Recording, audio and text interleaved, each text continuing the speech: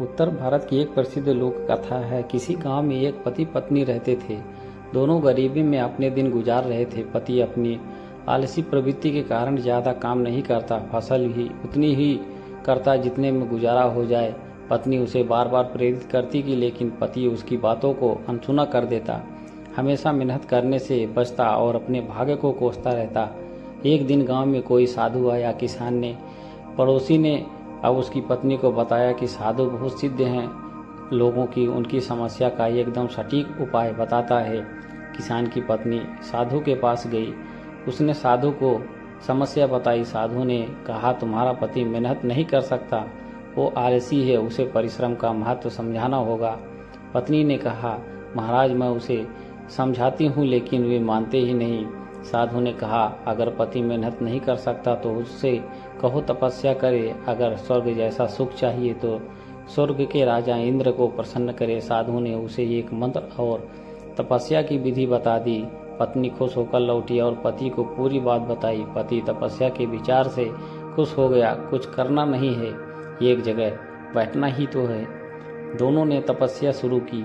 शुरुआत में ध्यान साधने और मंत्र जाप में थोड़ी समस्या आई, लेकिन धीरे धीरे ध्यान भी लगने लगा और मंत्र जाप भी अच्छे से होने लगा।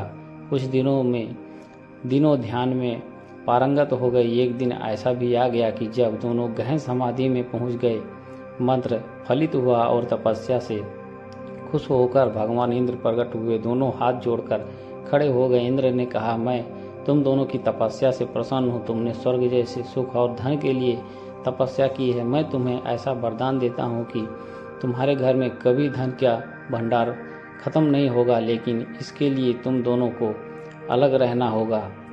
पति ने कहा, अलग क्यों रहना होगा, हम साथ रहेंगे, हमारा रिश्ता पति पत्नी का है, हम दोनों ने ही साथ में तपस्या की है।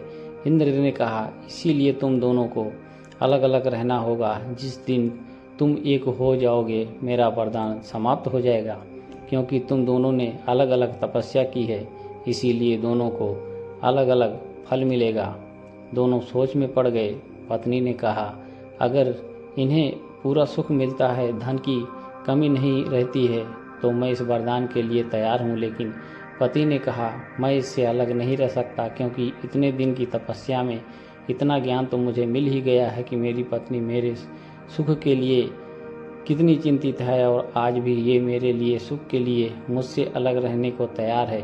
ये इतना त्याग कर रही है। और दूसरी बात, मुझे ये भी समझ में आ गई कि अगर मैं बैठे बैठे मंत्रों के जाप से भगवान को अपने सामने लाकर खड़ा कर सकता हूँ, तो मैं अगर मेहनत करना शुरू कर दूँ तो अपने आप ही धन का भंडार कर लूँगा।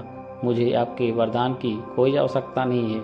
मेरे लिए इतनी चिंता और प्रेम रखने वाली पत्नी ही मेरे लिए पर्याप्त है। मैं आलक या त्याग चुका हूँ, अब मेहनत करूँगा। पत्नी किसान को देखते रह गई। उसकी आंखों में खुशी के आंसू थे। इंद्र ने जवाब दिया, मेरा वरदान खाली नहीं जाएगा, तुम दोनों साथ भी रहोगे और धन भी रहेगा। ये सिर्फ तुम्हारी आंखें खोलने के लिए था।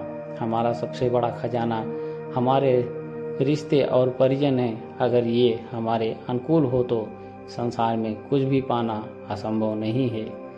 दोस्तों, कहानी अच्छी लगी हो तो चैनल को लाइक और सब्सक्राइब कर दें। आप सभी का धन्यवाद।